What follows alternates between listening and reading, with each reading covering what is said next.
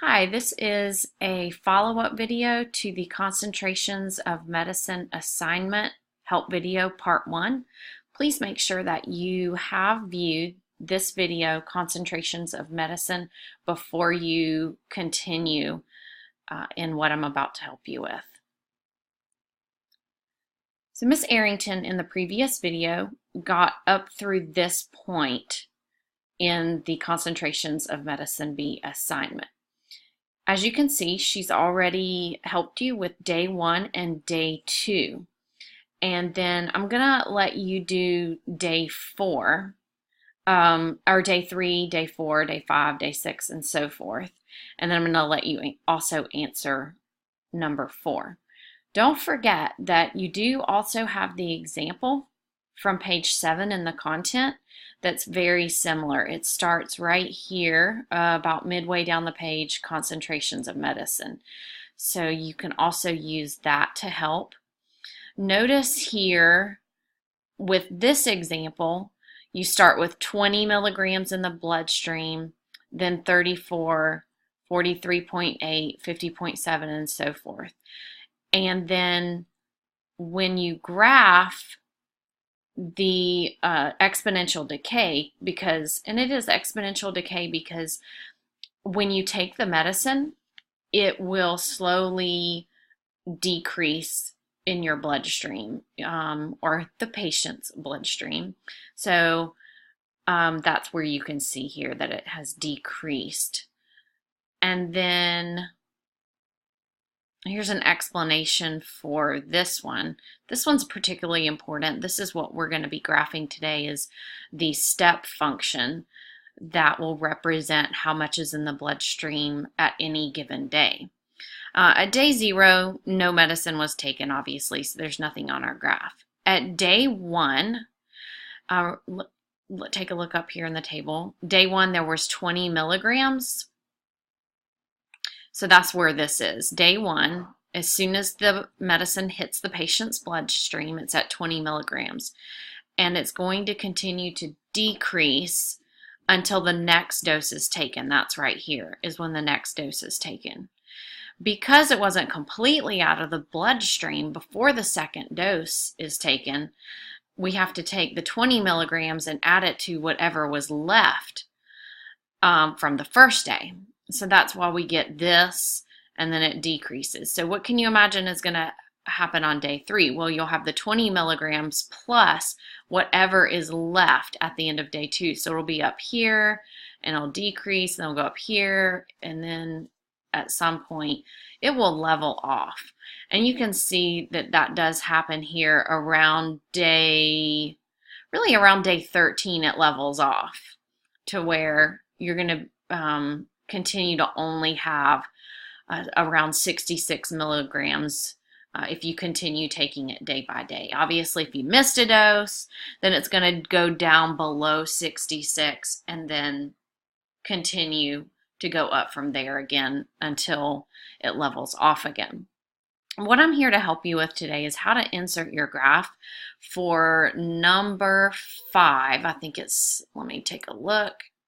Hopefully you have your worksheet out in front of you too. But yes, it says on number 5, use your graphing calculator to test your prediction and sketch your graph. And your prediction is whatever your answer was to number 4. Number 4 is just a prediction, so that's not necessarily going to be counted right or wrong as long as you made some sort of prediction. But let's put whatever prediction you had to the test.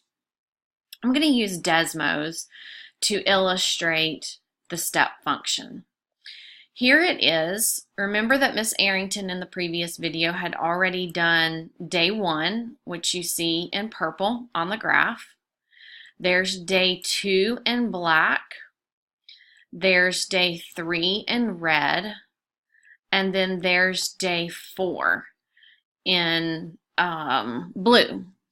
If you're wondering what calculator this is, it's Desmos. So if you just go to Desmos, DESMOS.com/calculator, and then you can type this in. You can type all of these in just, using your keyboard, 75.99 times which the times key for me, you can either use it here in this by selecting the times button, or you can push the Shift 8 key on your keyboard and that will do times. When you have an exponent, you're going to need to use what's called the caret, and it's the Shift 6. You can also use, there should be a caret, yeah, or you can use, I think, one of these two keys, but I'm not sure if that works. You'll have to test it out, but you want to make sure that this part goes as a superscript so that the calculator will understand that it is an exponent. This bracket here is also on your keyboard. This is essential. You'll have to make sure that it's there for your function for all of the days 1 through 4, or we might even put a 5th day in there, but that has to be there. It's also on your keyboard. You'll have to look at it. For me, it's over just above the Shift and below the Delete key or the backspace. I'm going to put one more day on here, and the good thing is I can copy and paste this. I need to go back to my table because it's not 7.55, 75.99 anymore. What was in the table? Let me see. You go back and look at yours too, okay? It was, oh goodness, where is it? It was 83.193, and then don't forget, because I'm moving up a day, I also have to change that 4 to a 5. Now I can't really see my whole graph, but that's okay. I can use my mouse to zoom out. Oh, you know what? I got to change this too. 5 to 6. There we go. So that looks more like it. Since I'm only using days 1 through 6, I can go over here to the graph settings and change the x-axis to only go up to 6. Then I can move it over and I can see it much better. So this is days 1 through 6. And then the highest that it ever got on days 1 through 6 was like 83, which we've got plenty of space on our y-axis because that's going all the way up to 100. If you really want to make it perfect, you could change your y-axis to like 90. But I mean, you don't have to make it perfect, but that's what it's going to look like in a good viewing window. And then the question wants to know, how does the function rule change for the 20 milligram dose? Well, this one started with 30. So if we did a 20 milligram dose, we would then, let's see here, we would change this. I'm going to copy this down here, but that is going to be changed to a 20. Okay. Then I'm going to have to take the 70% of the 20 and change this number. Let me see. What is 20% of, oh, it's going to be, hold on. Or no, I'm sorry, it's 30%. We're still using the same percentage. So that's going to be 6. No, that's not right.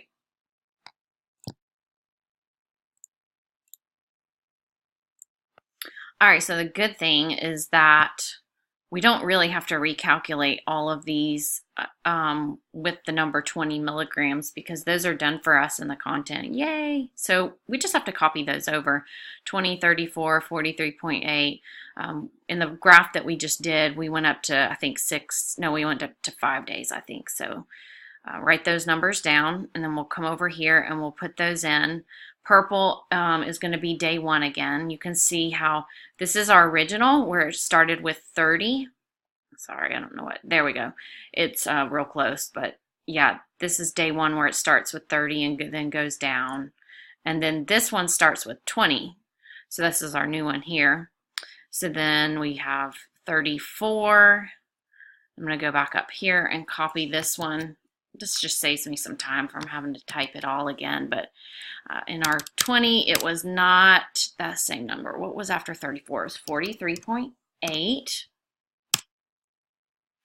So what are you seeing here is the difference between when it starts with a 30 milligram dose and when it starts with a 20 milligram dose. What's going on? Let's keep going.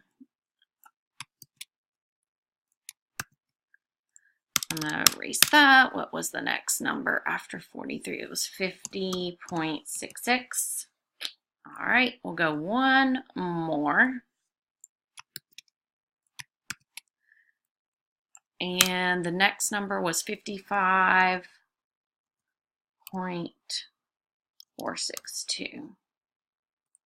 Okay, so there we go.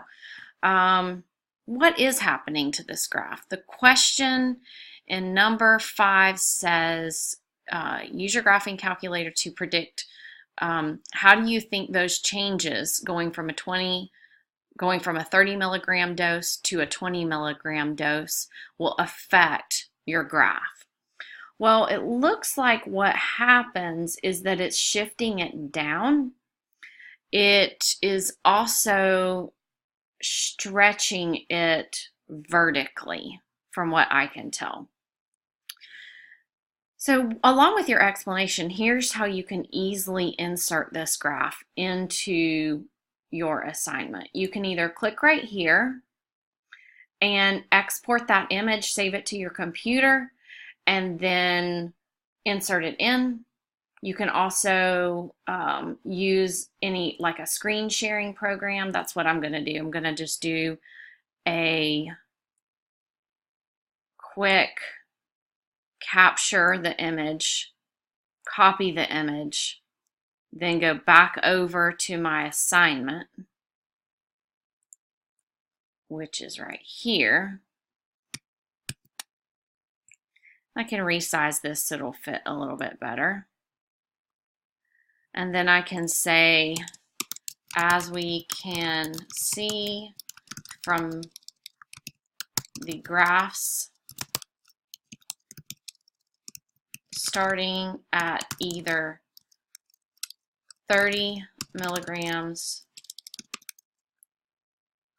to 20 milligrams, the graph is vertically stretched. Each day also starts at a lower milligrams. So there's your answer.